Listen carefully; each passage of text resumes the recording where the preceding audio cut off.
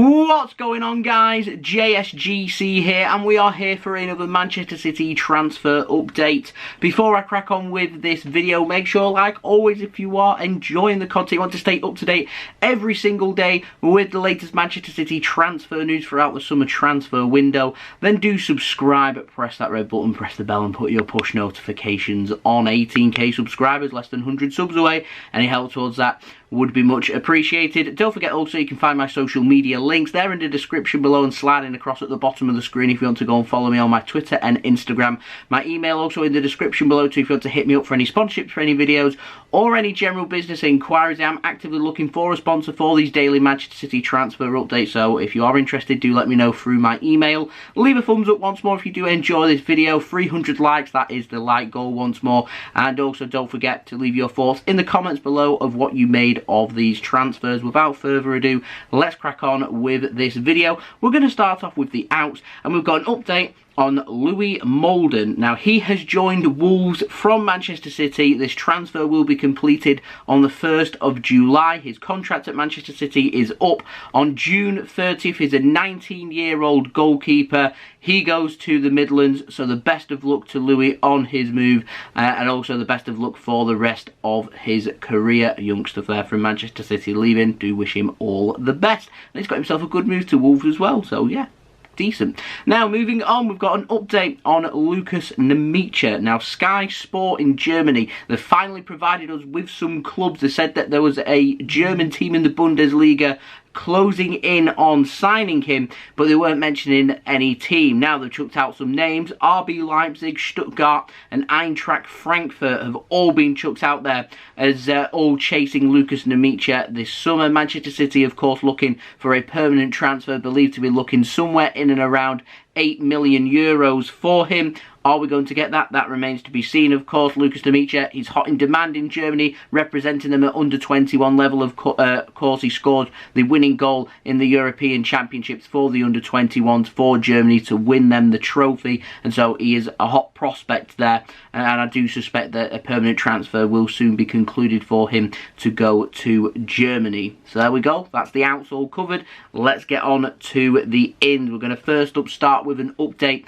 from yesterday's video on Harry Kane. If you haven't already checked that out, then do go and check that out, of course, with that bid being made by Manchester City. Now, Simon Stone at BBC, he's been saying that sources at both Tottenham Hotspur and Manchester City have said no formal bid is in by Manchester City. However, proposals have been put forward. I go into a lot more detail in yesterday's video. If you want to go and check that out, I will leave the link to that at the end of this video, or you can just go on my channel and go and check it out if you haven't already. But yeah, this means no bid from Manchester City. No bid will go in from City until Man City know that that bid will be accepted. They'll go on the negotiation table. They'll speak to Tottenham Hotspur and say, what price are you looking for Harry Kane? What would you accept? Tottenham are going to keep saying what they've already said. Harry Kane isn't for sale. We're not going to accept that price.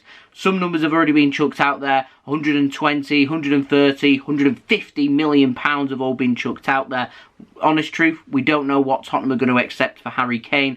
From Manchester City's end, 100 million pounds is what City are prepared to go up to. If we start looking at 150 million pounds, which is the Athletic are reporting this, then Manchester City much less likely to be going towards that and are more likely then to start to walk away from Harry Kane. What Man City want to happen is probably looking at around 80 to 100 million pounds in cash, and then looking to offer probably a player to Tottenham Hotspur for whomever that they want, that a Man City player that does want to leave. There's some names that have been chucked out there. Again, I did mention that in yesterday's video. Riyad Mahrez's name's been chucked out there as well. I'm not happy with that one. Mahrez has had a fantastic season. If we're talking 100 million plus Riyad Mahrez for Harry Kane, I don't think that's a good bit of business by Manchester City. I certainly value Riyad Mahrez at more than 50 million pounds. He's had two fantastic seasons for Manchester City. He's been very influential for us. He helped us get to a Champions League final by single-handedly ripping apart Paris Saint-Germain. There aren't many players in the world that can do that. I regard Riyad Mahrez as a very important player to Manchester City,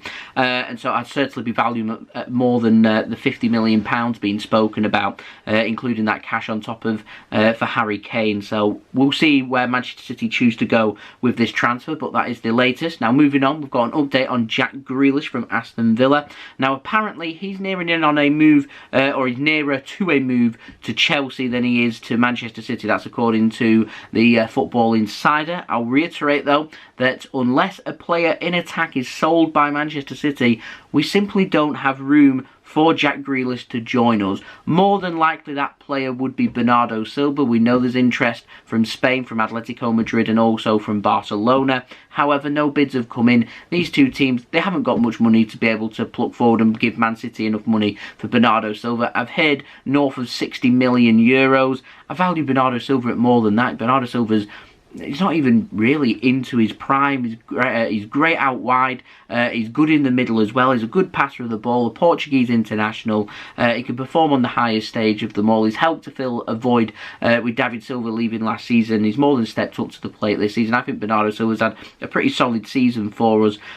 So I just feel like City are very undervaluing their players here.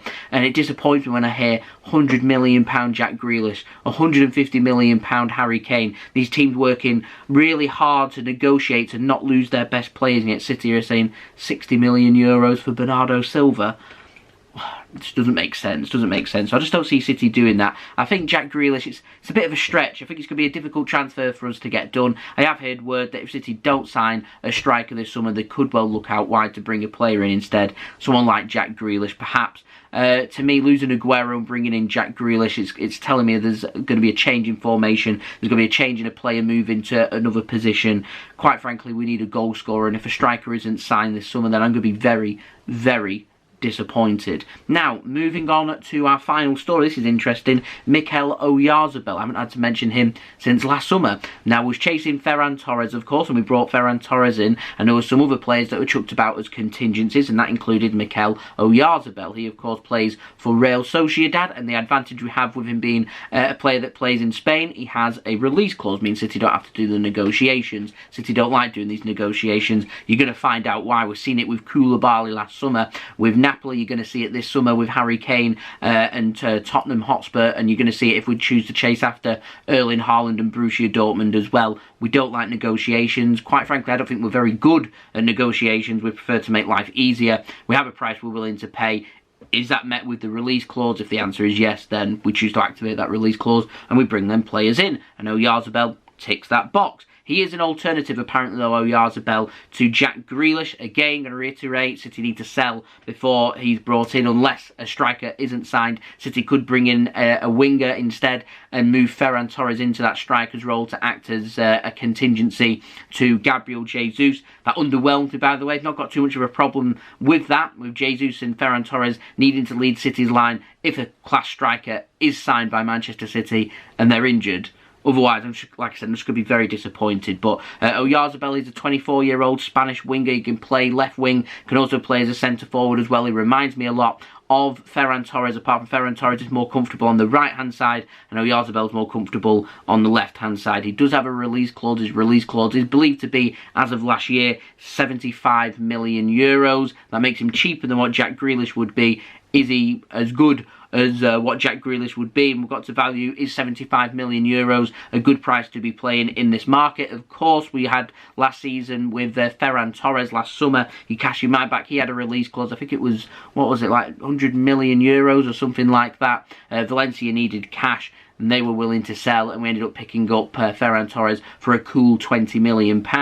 And if negotiations can be put in place with Real Sociedad, then Oyarzabal could be brought in as an attacker for Manchester City, and it could be done for a reasonable price. No offence to Aston Villa and Jack Grealish, but I don't regard £100 million plus as a reasonable price for him. I don't value any player, to be honest, unless you're an elite player performing right on top of your game at £100 million.